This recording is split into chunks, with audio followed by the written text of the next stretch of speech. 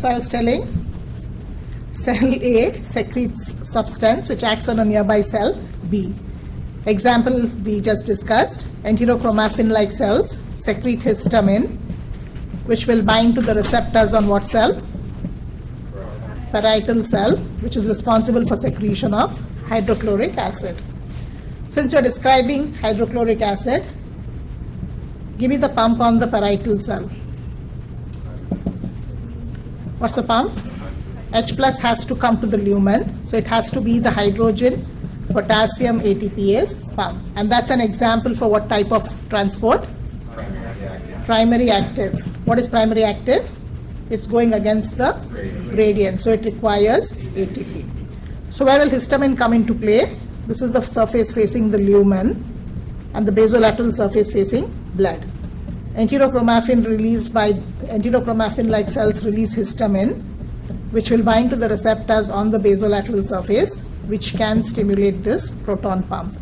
So if a person has too much acid, it can lead to peptic ulceration, and therefore to relieve symptoms, we can give a drug which directly blocks the proton pump. Name the drug? Omeprazole. But you can also give H2 receptor blockers to relieve his symptoms, his or her. So that is about paracrine secretion. Feel free to stop me if you have any doubts. Okay. Cell A will secrete a substance which acts on itself. What is that?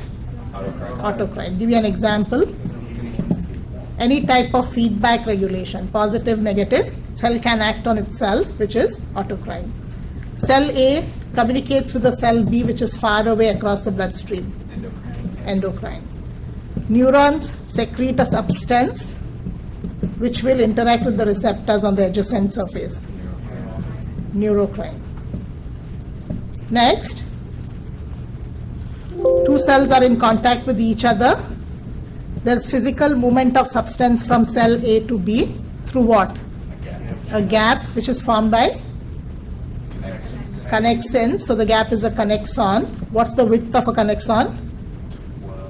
2 to 3 nanometers. And what's the limitation? Less than 1000 Daltons. What's happening to the resistance at this site? It's a low resistance bridge. So what can easily pass as well? Signals, electrical signals can easily pass. Where do you want this? When you want the whole organ to contract as one single unit. So where do you need such type of contraction? Cardiac muscle, smooth muscles, and electrical synapses. Okay.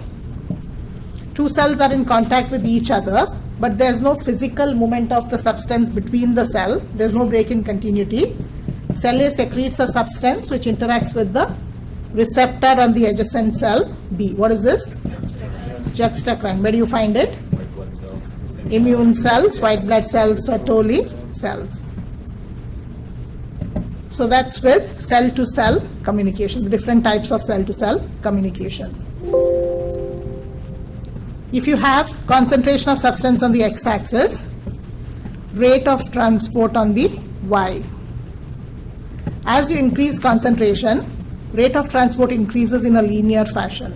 That means this process is dependent only on the gradient, the concentration gradient. What is this? Simple diffusion. Why doesn't it exhibit plateau phase? This is the only process which does not require carrier protein. Why?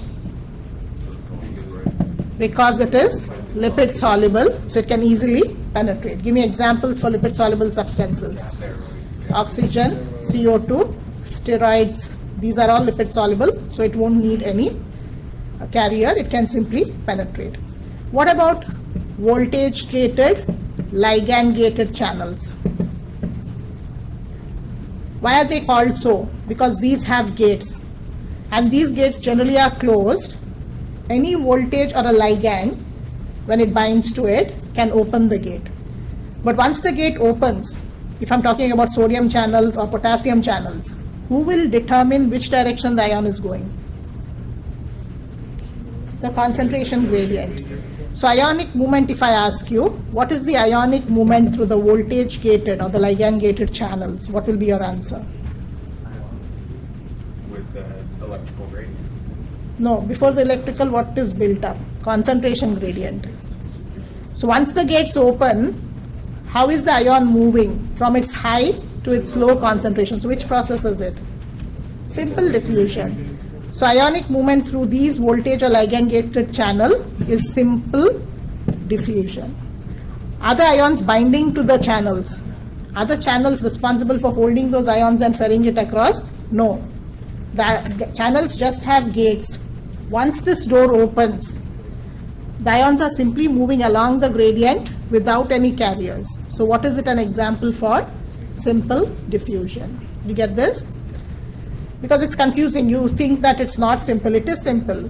They are called such like voltage gated or ligand gated channels because they have gate.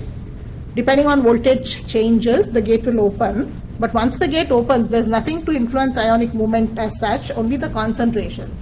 Therefore, ionic movement through these gated channels is only simple diffusion. Concentration versus rate of transport. Initially, it goes on increasing, but at some point it plateaus off. So what's the point where it plateaus off? Called as transport maximum. And what's the physiological basis for it? Saturation of carrier proteins. So beyond that, once the carriers get saturated, it cannot be transported. So it means that all the processes which need carrier protein exhibit this type of graph. What are they? Facilitated, primary, secondary. Like in the quiz, I gave you the question. If I'm telling you that interfering with ATP is not affecting this graph, any interference with ATP is not affecting the graph. So what are we ruling out? Primary and secondary. Interfering with ATP is affecting the graph. If I tell, it could be either primary or secondary. For facilitated, it only depends on carriers because it's not lipid soluble. So if I increase carrier proteins, which direction will the graph shift? If this is normal, increasing the carriers will cause saturation to happen later. So graph moves upward to the left. If I give a drug which destroys the existing carriers, instead of 100 you only have 50, saturation will reach quicker. So how is the graph shifting? Downwards to the right. So that's about the carrier mediated processes. Give me a clinical example for saturation.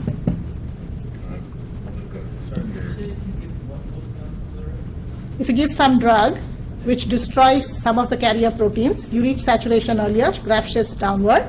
If I give a drug which can synthesize more carrier proteins, you'll have more number of carrier proteins. Instead of 100, you'll have 200. So which direction will the graph shift?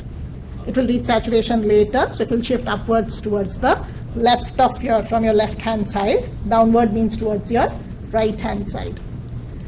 Clinical example for transport maximum would be glycosuria. Which patients do we see? Diabetes mellitus.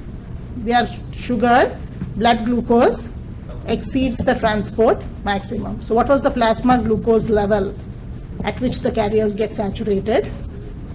Theoretical value is 300 milligrams per deciliter, but what's the actual value? 200 milligrams per deciliter. So why does it saturate at a much lower blood glucose level?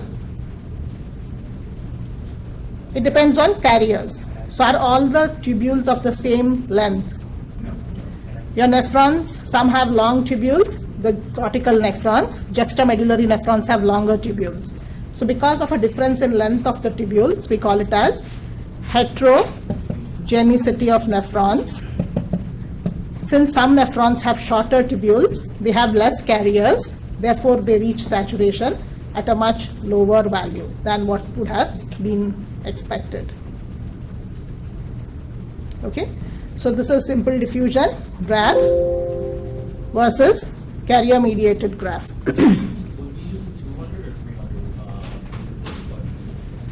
If I ask you a clinical question, where I'm asking for the clinical glycosuria, so patient has value exceeding how much? Your answer should be 200. But for some calculation later in renal, we also use 300 sometimes, whatever is given to you on the question. For now, I don't talk about the values. In renal, I will discuss. Okay. For now, just remember, why is there glycosuria? Because of transport maximum. Next, Facilitated diffusion, it's a form of passive transport. That means it's along the gradient. Therefore, it does not need ATP. But what is the difference here? It is not lipid soluble.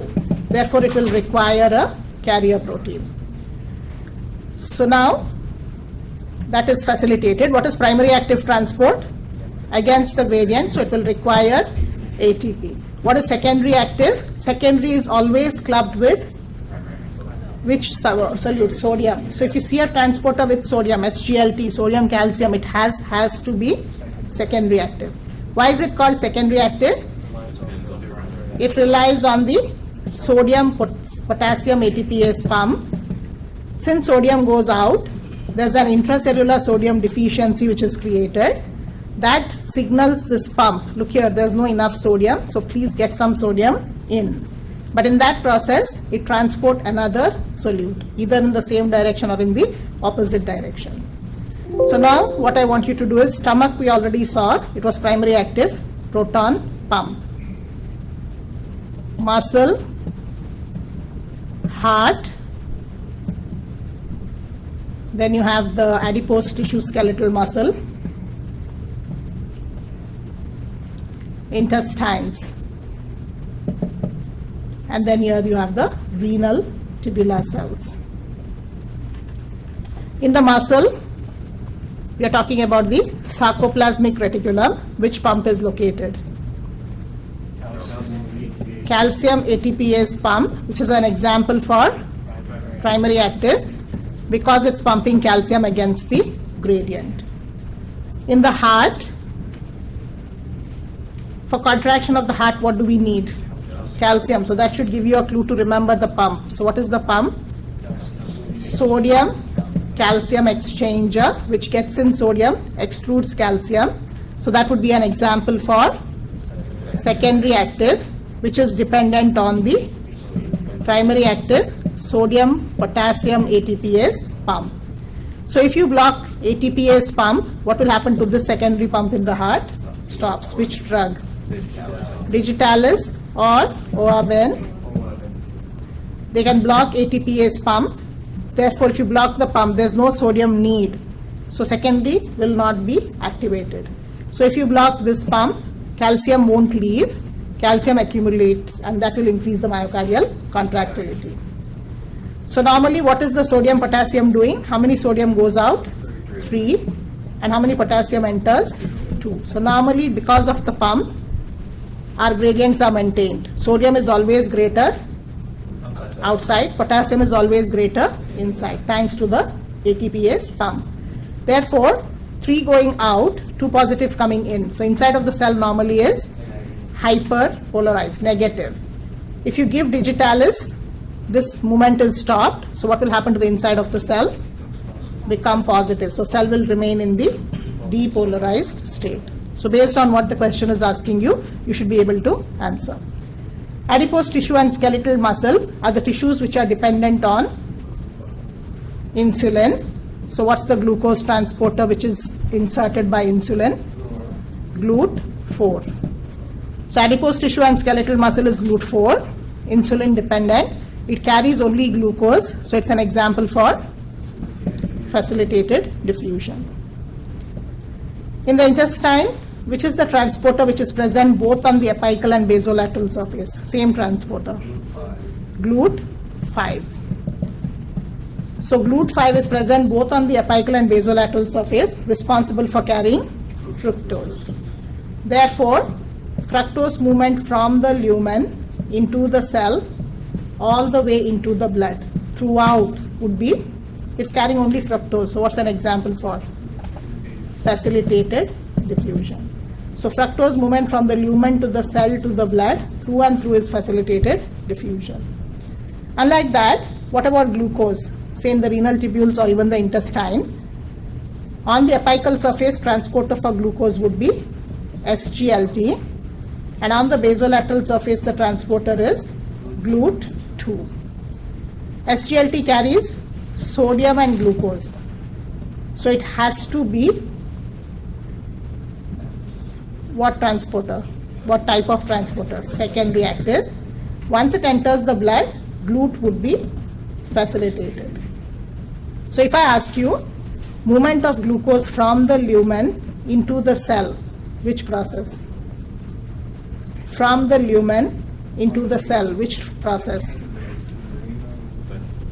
No, not anywhere, even in the intestine. From the lumen into the cell is which transporter?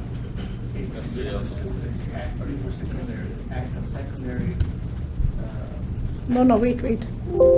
This is your lumen, right? What transporter is here? SGLT. Which transporter is here? GLUT2. GLUT5 is present on both sides, but GLUT5 cannot carry glucose. GLUT5 is only carrying fructose. So don't even bother about this now, because right now I'm asking you about glucose. So this is only in the intestine, so don't worry about this now. I'm asking you about glucose. How did glucose enter the lumen, from the lumen into the cell? Which transporter? SGLT. That's an example for which transport process? So if I ask you glucose entry from the lumen to the cell, which process? Secondary active. From the cell into the blood is which process? GLUT2, so that is facilitated. Are you getting what I asked?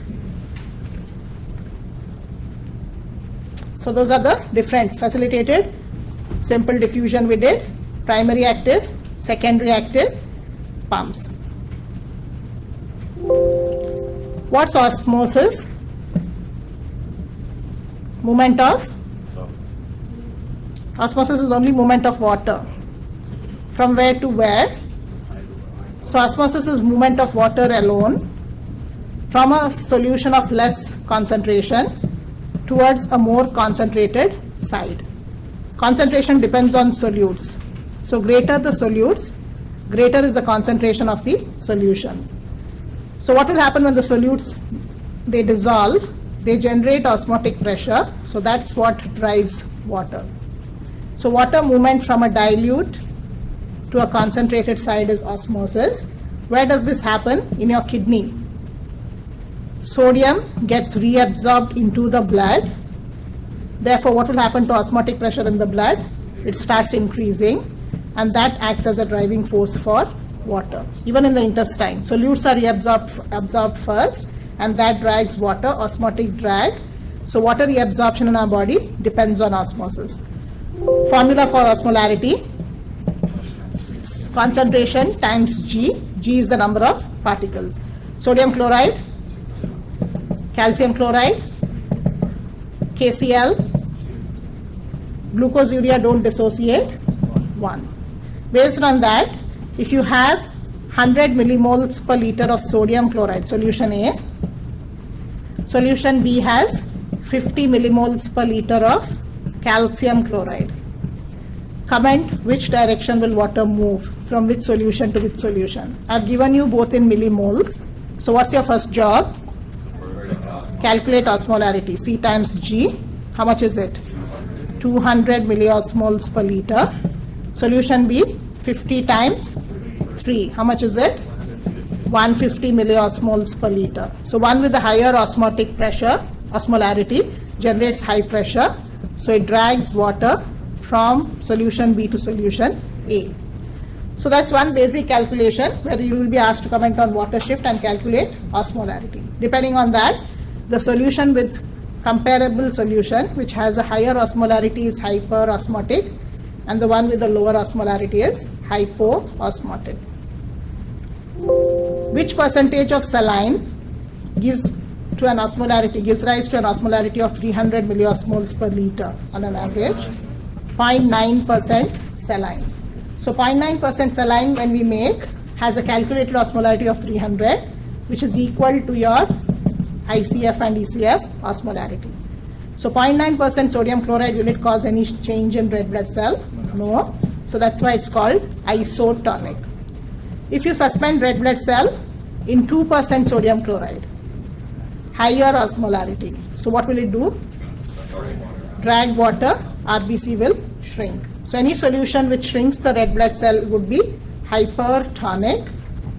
If you suspend red blood cell in 0.5%, which is less than 0.9, Water will enter, cause the cell to swell. So what do you call this solution as? Hypotonic. Normally, why there is no movement of water between our ECF and ICF? Because their calculated osmolarity is the same. What's a rough calculation to calculate plasma osmolarity? It's the most predominant ion, which is that. So G for sodium chloride is 2 times sodium. In diabetics, which value will I give you? Glucose. If the person has renal failure, which value I'll give you? BUN. So if you want to calculate osmolarity, just see what is given to you and use the formula.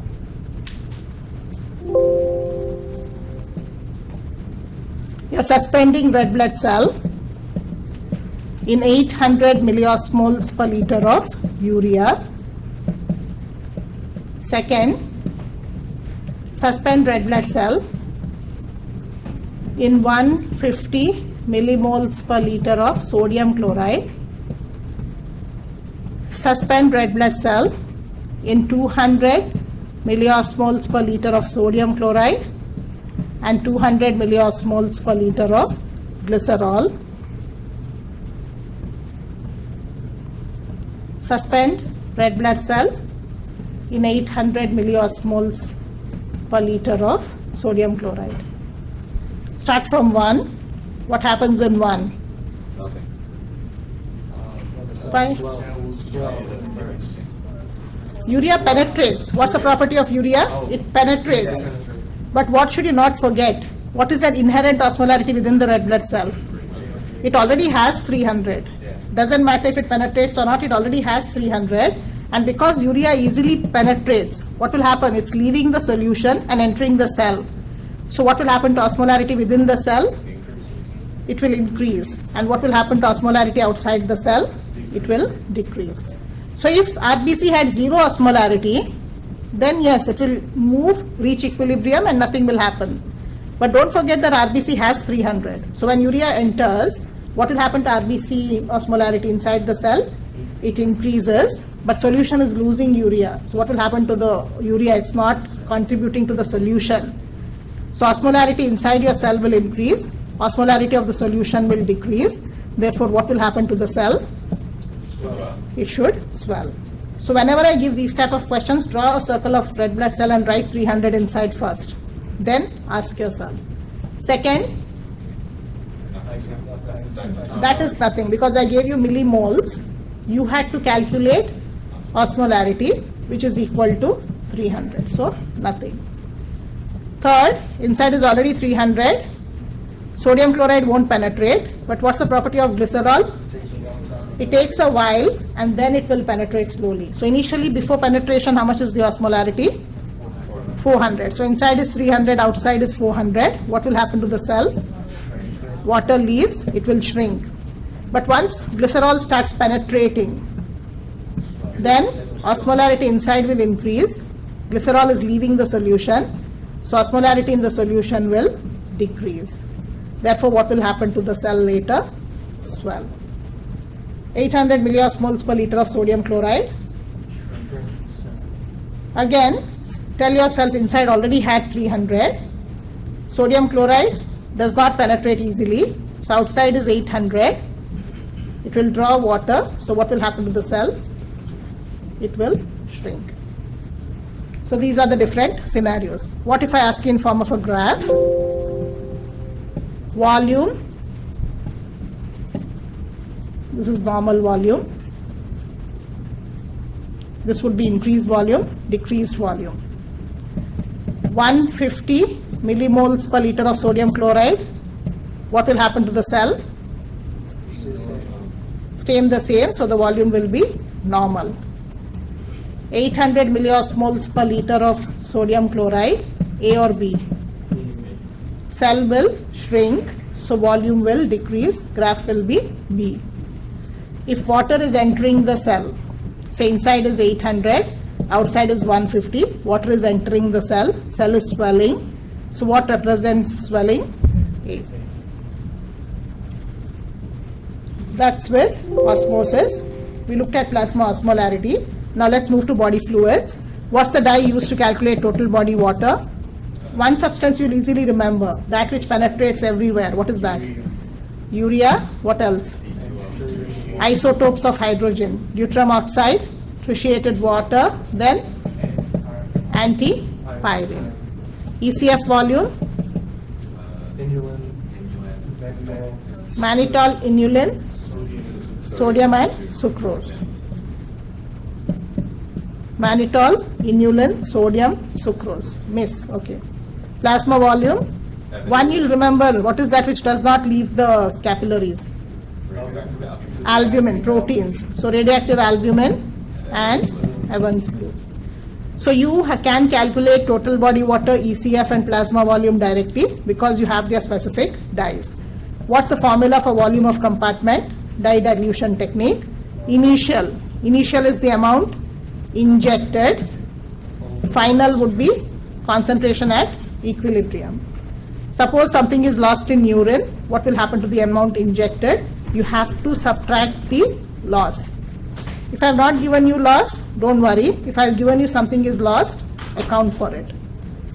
Which are the compartments which cannot be directly measured? ICF. How will you derive it? It's a part of total body water. So total body water minus ECF will give you ICF. Interstitial volume is a part of ECF. So subtract plasma volume, give you interstitial. So if I ask you for dyes, you have to give me two, a pair. One to measure total body, one to measure ECF. With interstitial, you have to name a dye which can give you ECF and another dye which can give you plasma. You can't give only one dye here. You will need a pair of dyes. Okay? So for example, on the test, if you calculate the ECF of this patient, we used, mannitol and urea, and you'd give two separate concentrations and two different amounts, and we would just find the amounts after time and then plug it into that equation? Yeah, the numbers will be given to you. Okay. Initial and final values have to be given. And another way they ask question is they give you a pair of dyes. You have to select. If I have given inulin and mannitol and ask you for ICF, inulin and mannitol both will give you only ECF, so that won't help. You have to use inulin and deuterium oxide. Okay. So one will give ECF, the other one will give you total body. Okay. Same thing for this. If I give radioactive albumin and Evans blue, it won't help because both of this will give you only plasma. So you should have, say, radioactive albumin and inulin. So if you have radioactive albumin, that will give you plasma, inulin will give you ECF. So you have to use a proper combination. So on the example, I understand you're saying we're going to be given two markers, so we wouldn't have to use the 64 we told you to derive from the total body. Not so much complicated because generally we don't want, like even in your shelf, you don't have much calculations, very easy numbers. Okay. Step, of course, they ask you calculation, but again, the numbers are easy. We're not testing your math skills there, okay? Yeah. Then, okay, we finished body fluids, the concept. Now look at the diagram. What's the diagram? Darrow-Yannert. X-axis represents volume, y-axis represents osmolarity. The bigger compartment represents ICF, smaller compartment is ECF. So 60% is total body water, 40 ICF, 20% ECF. So I'll give you random diagrams and you try to answer.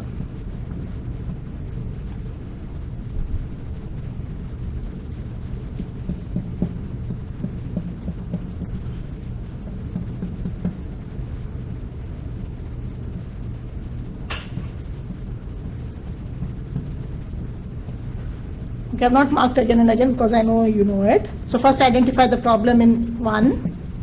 Volume, expansion, what type? Hyperosmotic volume expansion. Because osmolarity increased, does it drag or donate water? Drags water. So what direction is the water shift? From ICF to ECF. For examples, it's volume expansion. So what should have happened to blood pressure? Increased. So there is retention. So did they retain salt? Did they retain water? Ask water first. Did they retain water? Yes. Did they retain salt? Yes. So what type of fluid did they retain? Hypertonic fluid. When it's salt and water, which hormone will you associate with? High or low? Retention means aldosterone excess. What's the disease? Cons. Deficiency. Okay. That's Cons, how you remember this? It's some technique because they are very similar. So cons is excess, deficiency is additions. Where else you retain salt and water on a day-to-day basis? In your diet. So eating salty food, chips, etc. can cause both salt and water retention. Next one, volume contraction. Osmolarity has not changed. So what type of disturbance? Isoosmotic volume contraction. Because of no change in osmolarity, there is no water shift. So what type of fluid did this person lose? Isotonic. Give me examples. Hemorrhage, diarrhea, vomiting, not fever. Because when you fever, you sweat. Sweat is an example for hypotonic. Isotonic would be hemorrhage, diarrhea, vomiting. How will you differentiate? In diarrhea, hematocrit value will, you're losing only water, that's concentrating your RBC, hematocrit will increase. In hemorrhage, what happens to the hematocrit value? It will decrease. Last one here, hypoosmotic volume contraction. ECF osmolarity dropped. Therefore, which direction will the water shift? Towards the ICF. So ask yourself, volume contraction. So what can happen to blood pressure? Drop. So they are losing. You have to ask in terms of loss. Did they lose salt? Did they lose water? Yes. Yes. Did they lose salt? Yes. Yes.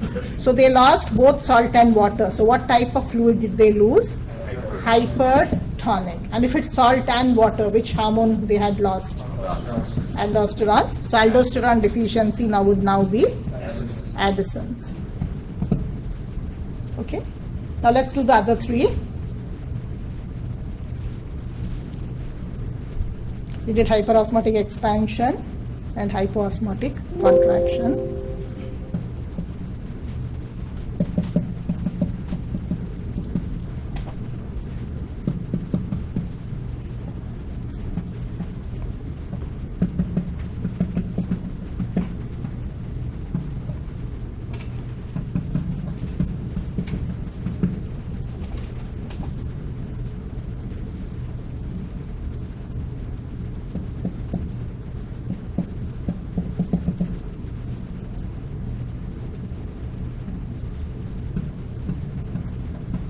That will conclude all the others. First one, isoosmotic volume expansion. That means what type of fluid? Isotonic saline infusion. Water shift? Nothing. What's the criteria for water shift? Increase in ECF osmolarity. Next one, hyperosmotic volume contraction. Because osmolarity increased, what will happen to water? It will, ECF will drag, water will shift from ICF to ECF. Contraction, so what happened to that water? Lost. So did they lose water? Yes. But did they lose salt? So they lost only water. So lost what type of fluid? Hypotonic fluid. So they lost only water. Which hormone? High or low? Low. What's the disease? Diabetes insipidus. What can suppress ADH? So in alcohol intoxication also you can find this. On a day-to-day basis, when do we lose hypotonic fluid? Now that would be sweating. So what are the factors associated with sweating? Fever, or when we are deprived of water. Dehydration, water deprivation. Last one, hypoosmotic volume expansion. Which direction will water shift? Towards the ICF. Loss or gain? Gain. Blood pressure will be higher. So they gained water? Yes. But did they gain salt? No. So they gained only water. So they gained what type of fluid? Hypotonic. Which hormone? ADH excess. What's the disease? SIADH. What's the ectopic site for ADH? Port cell carcinoma of the lungs. On a day-to-day basis, when do we take hypotonic fluid? Large amounts of tap water. Large amounts of drinking of tap water, called as psychogenic polydipsia. Without any apparent cause, we are drinking water. That is psychogenic polydipsia. And that concludes body fluids. Any questions? So if you actually analyze it, it's interesting. It's easy. You don't make mistakes. Next, are you with me still? It's just half an hour, okay. Electrophysiology. I want you to tell about at RMP and at equilibrium for the following ions. Before we approach this, the only ion which is greater in the ICF would be Sodium. ICF. Or it's Potassium, ECF would be all the others, sodium, calcium and chloride. So at RMP and at equilibrium, tell me about sodium. Sodium is greater outside. So in both the cases, it doesn't matter which direction is the chemical gradient, inside. But what's the difference? At RMP, even though sodium is entering, it has not changed significantly. Inside is still negative. Because of that, do you want to attract more or already stop sodium? Inside is still negative, it could not change. So you want to attract more. So which direction is the electrical gradient at the beginning? Same.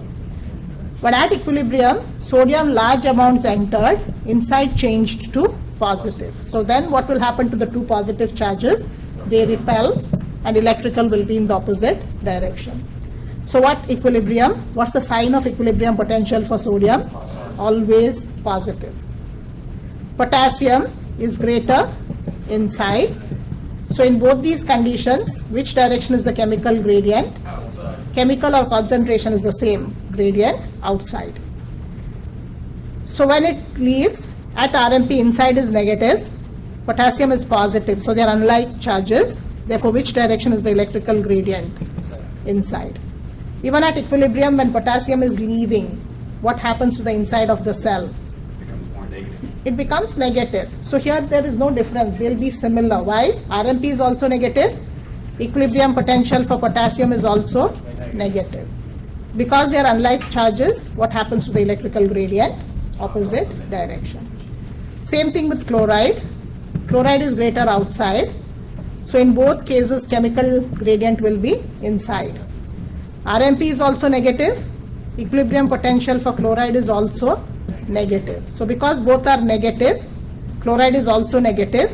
Which direction is the electrical force? Outside. Calcium is greater in the ECF. So chemical gradient for calcium is inward. But what's the difference?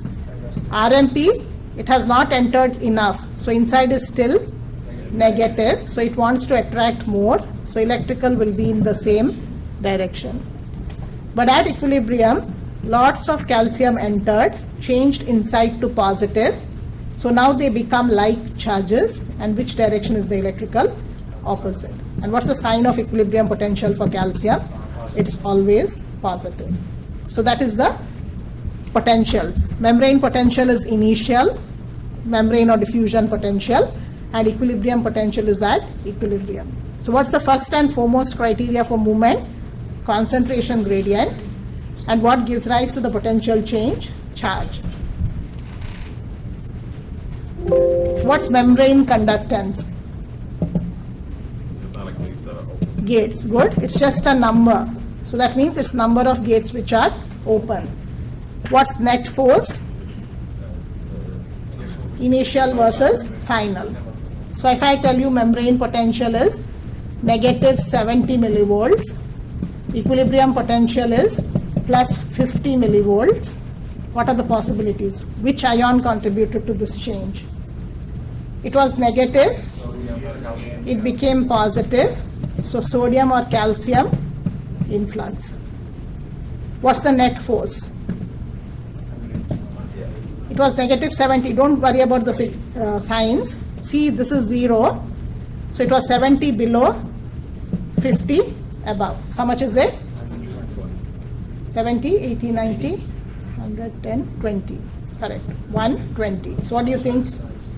70 below, 50 above. So what do you think about the net force? Strong. Strong. What was the division we told? Less than 30 is weak, 30 to 50 is intermediate. Anything greater than 50 millivolt change would be strong. If initial is negative 70, it went to negative 90 equilibrium. What are the possibilities?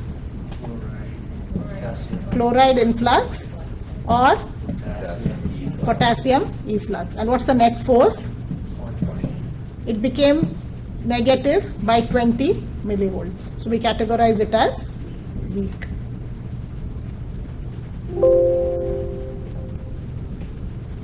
Starting from resting membrane potential, it has to go to threshold. Resting is say negative 70. Threshold may be somewhere about negative 55 millivolts. It goes all the way up to 0 and then to a positive value. So threshold, depolarization, repolarization, hyperpolarization. So what stimulates when you stimulate? What's the basis for RMP? Why is it negative at rest rather than being 0? Because of the leaky potassium channels. And what makes sure the gradient is maintained? Sodium potassium ATPase pump. So they are required for the resting potential. So at rest, your sodium gates are kept ready. What's the ready state? Which gate is closer to the ECF? Outside. So at rest, outer gate is closed, inner gate should already be open because it takes a long time. You want it to be already open and wait ready. When you stimulate, what happens to both the gates? Outside will open, so it activates. So outer gate is called as the activation gate. Inner had to close, but it is very lazy, slow. It will take a longer time. So it's good for us because for some time both the gates are open. Sodium enters and takes the potential to positive. Once it hits the positive value, by then what will happen to the inner gate? Inner gate was open earlier, so what will happen? That gate will now close. Closure of that gate will stop depolarization. So what's the other name for inner gate? It stops, no? So it will be called as the inactivation gate. Closure of inactivation gate is the physiological basis for what? So once it closes, it cannot open immediately. So that's why when you give a second stimulus, you cannot get an action potential, and this is the basis for absolute refractory period. Now by then, which gates have opened? Voltage gated potassium channel, potassium efflux results in repolarization. Upstroke was depolarization. Why does it go to hyperpolarization? Because the potassium gates are slow. They will close after a delay. So because of the delayed closure, there is hyperpolarization, and ATPase pump takes it back to resting state.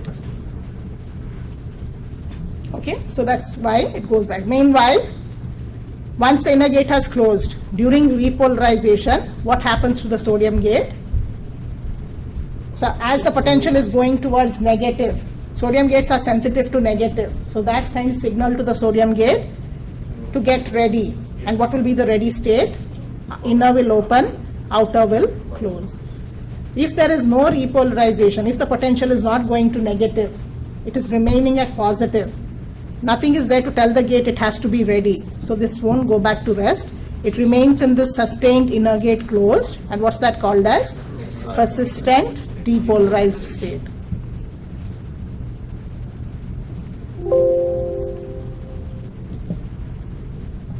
So if you have your action potential curve and you're tracing the ionic conductance curve, which is this ionic conductance which increases along with depolarization and decreases along with repolarization, which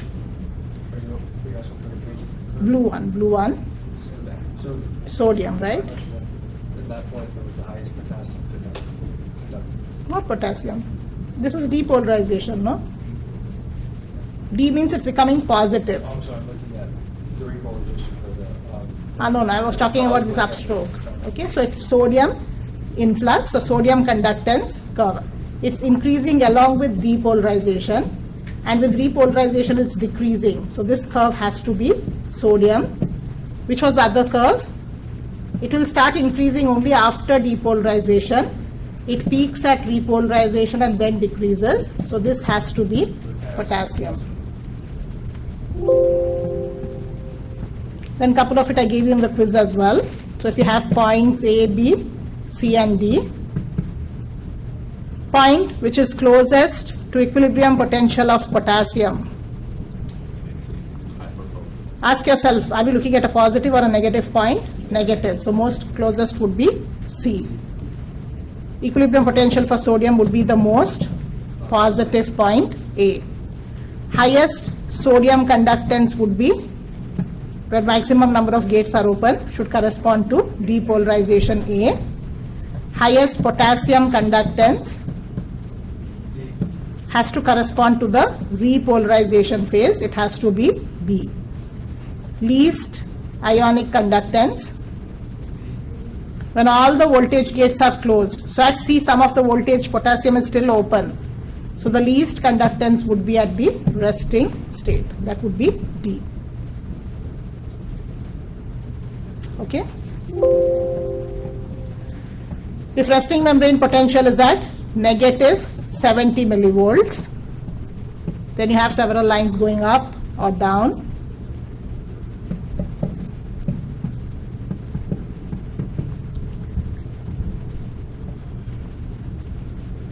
Leaky potassium channels alone are responsible for which line? D. If you give a sodium channel blocker, how will it shift?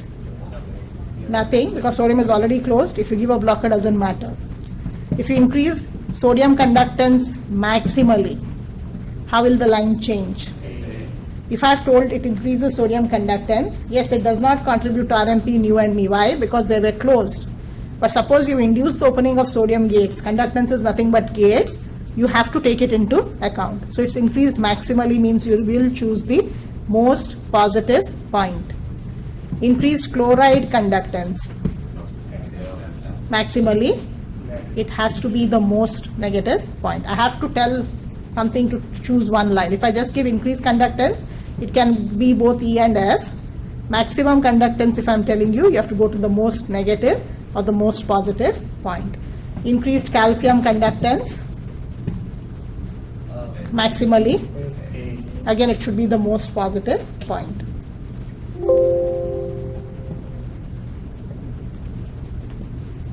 So this whole phase here, slightly a little bit higher here, would be the absolute, rest of it is relative.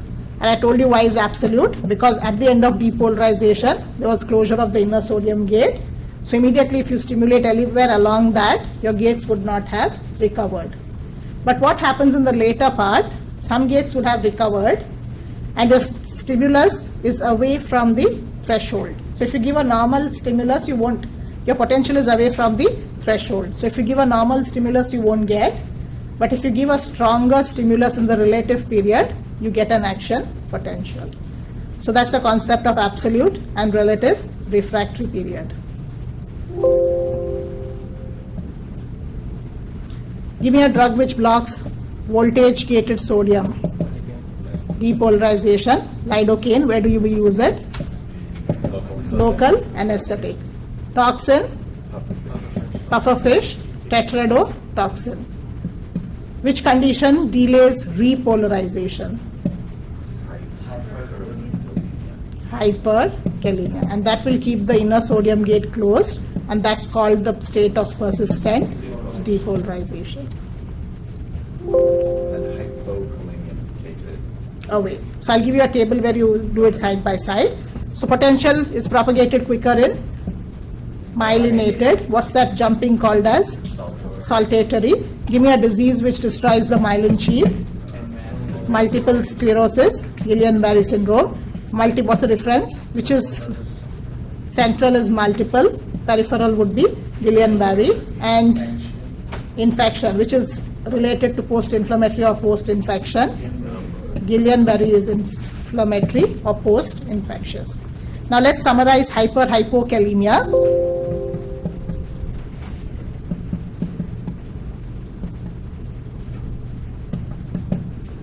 Tell me what's the problem here? ECF potassium. So start from the problem.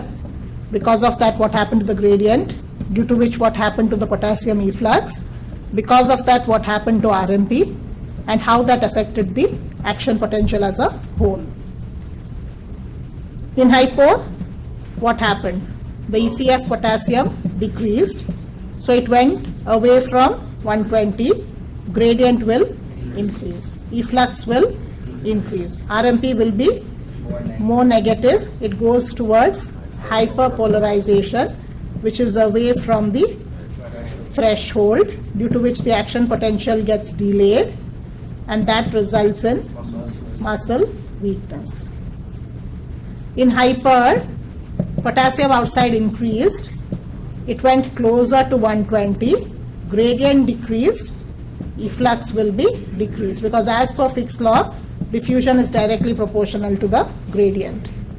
Due to which, RMP will be less negative. It's towards depolarized state, but still it is not good, because how will it affect action potential? The repolarization phase gets delayed because of a decreased potassium efflux. Due to which, what will happen to the inner sodium gate? It remains in the state of persistent depolarization. Therefore, what will happen to the action potential? Next action potential. If it remains in that locked state, when you stimulate it next time, inner gate won't open. Action potential will be delayed and also resulting in muscle weakness. That concludes electrophysiology. Neuromuscular transmission. And muscle, how is it going? Muscle is okay? Okay, let's do the neuromuscular transmission, and I'll conclude that contraction there, and we'll do the muscle graphs maybe, okay? So we saw how nerve action potential is generated. It reaches the nerve terminal. What does it open? Calcium voltage gated channel. And once the voltage gated channel opens, how does calcium enter? By which process? Simple diffusion. These voltage gated gates will just open, but calcium is influx along the gradient. Once calcium enters, what's the role of calcium? To push the vesicle towards the membrane, release of which neurotransmitter at the neuromuscular junction?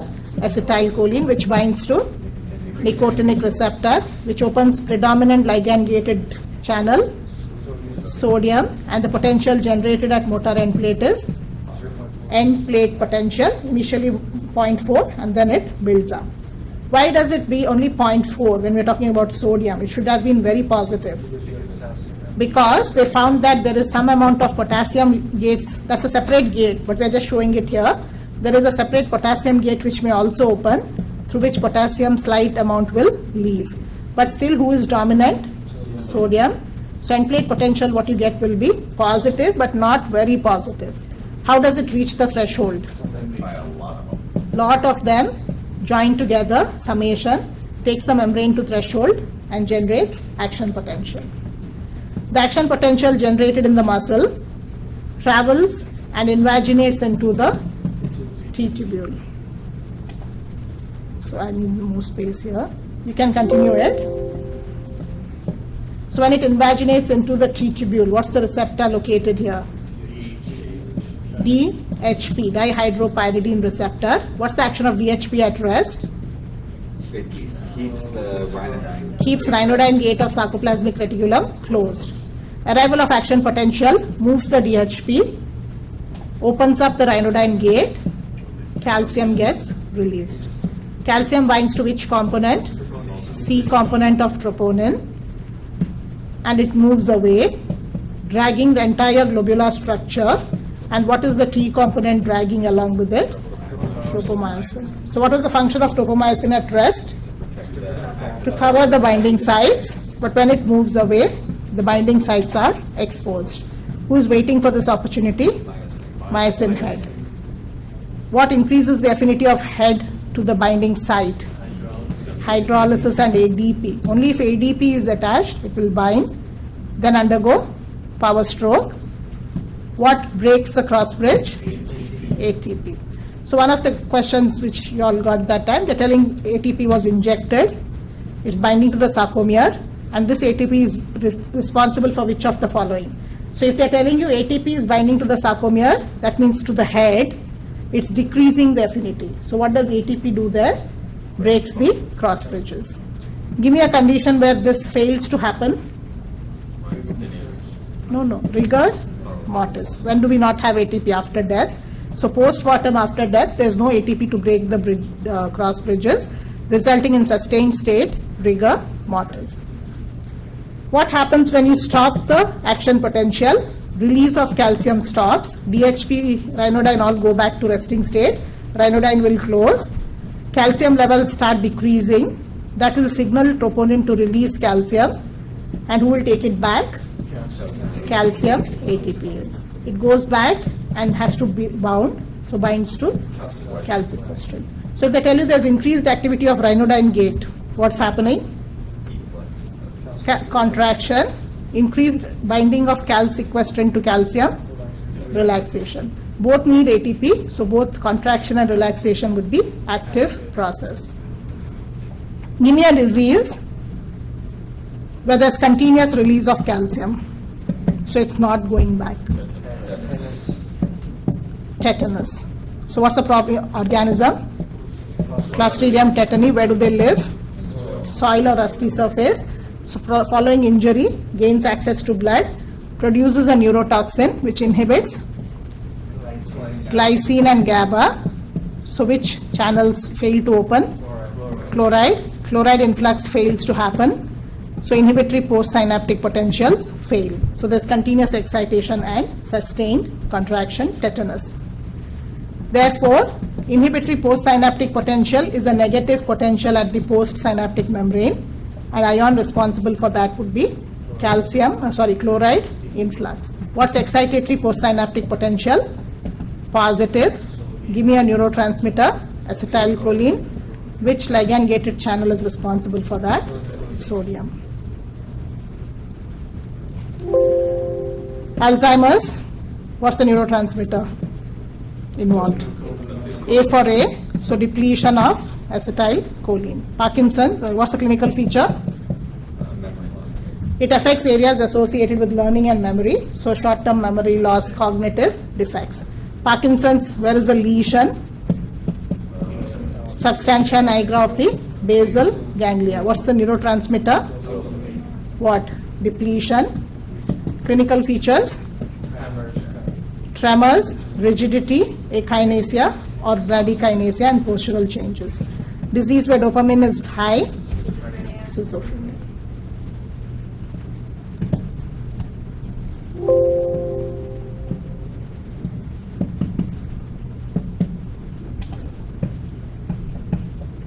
Drug which prevents exocytosis of acetylcholine? Botox, botulinum toxin. Instead of that, if they give meat poison, sausage poison, they are referring to botulinum toxin. Disease which prevents exocytosis? Lambert-Eaton. It's associated with which disease? Tumor. With which tumor I meant?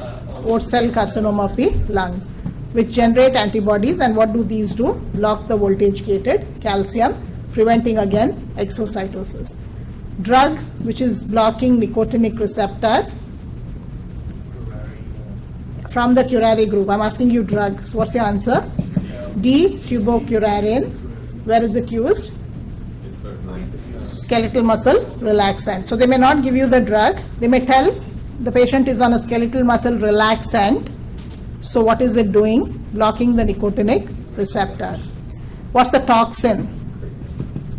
Found in crate or the snake venom? Alpha Bangaro toxin. This is irreversible. DTC is reversible. So that's why it's used to treat. Bangaro toxin would be lethal. Give me the disease which blocks the nicotinic receptor.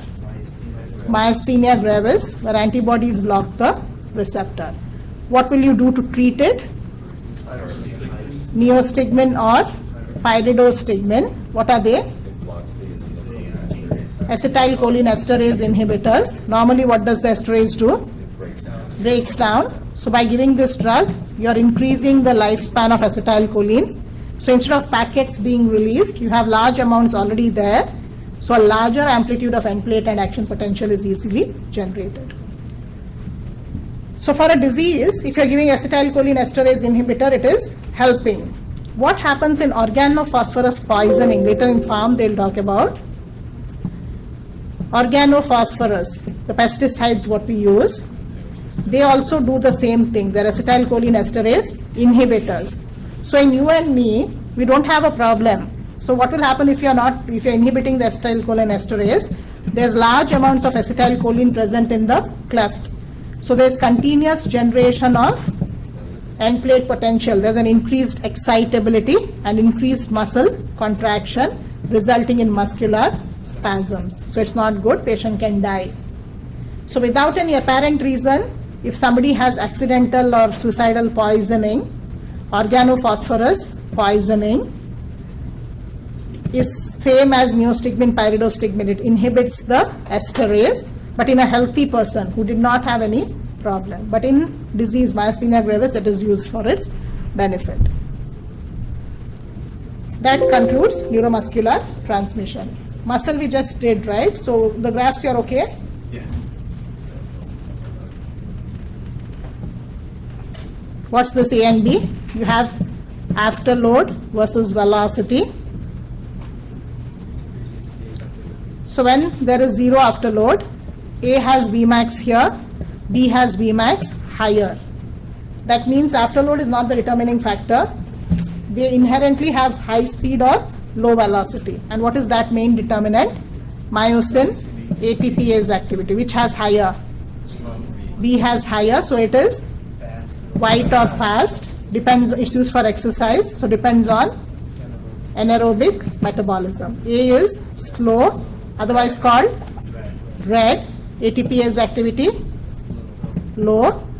Sustained contraction, so it depends on aerobic metabolism. Point of Vmax is same, so they are either white or red. 1, 2, 3, which has the ability to withstand greatest afterload? 3. Why? It has maximum motor units used, so that will generate maximum force. Which has the least? 1. Active passive, you're okay? Well, I actually have a question about that. With the graph, you said if you were to give us a value, would it happen to be on the opposite of what you're asking for, just draw the line? Correct, let's do it just for completion. It's just 2 more minutes.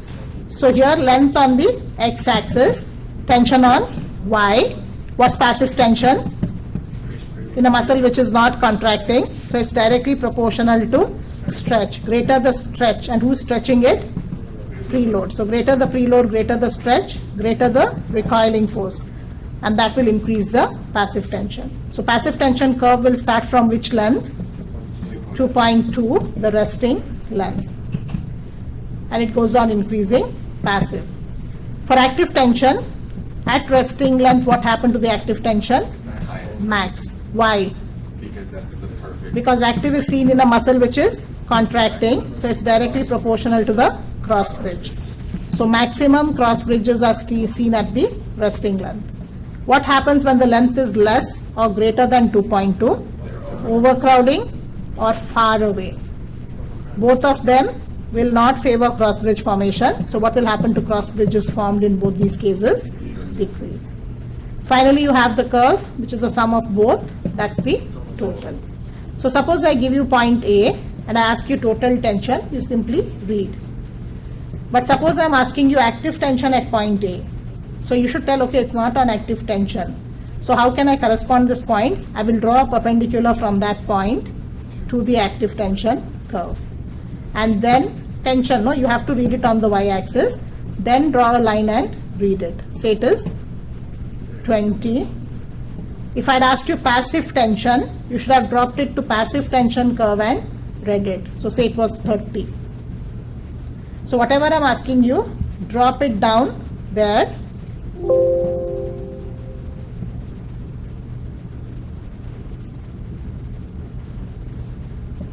So if I've asked you total tension, read it. At this point, if I'm asking you active tension, you draw a perpendicular at that point, extrapolate it to the active tension curve, and then see how many grams. Are you with me? Oh, I'm sorry, I didn't see what that would be on the active. Okay, let me just give you points so that way I...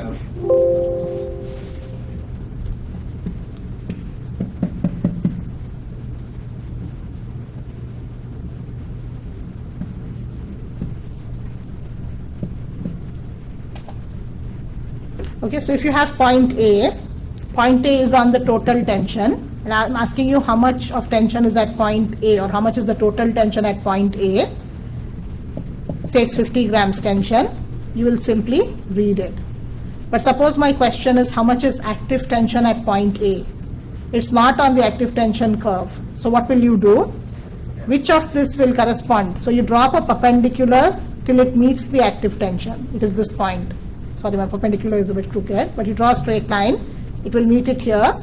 That is on the active tension curve. But to read the tension, you have to read it on the y-axis. So see where it is on the y-axis. Say it is 20 grams. But suppose I had asked you passive tension, you will drop it only up to passive tension and then read it. Say it was 30 grams. Would that concept still apply if you were to give us a point that wasn't the total tension, but let's say it was the active, and you were asking us about the passive? Correct. So if I've given you the active tension point and I'm asking you passive, you have to take that point to the passive tension curve. So just take it to the passive tension curve and read it. Yeah, it's applicable to any point.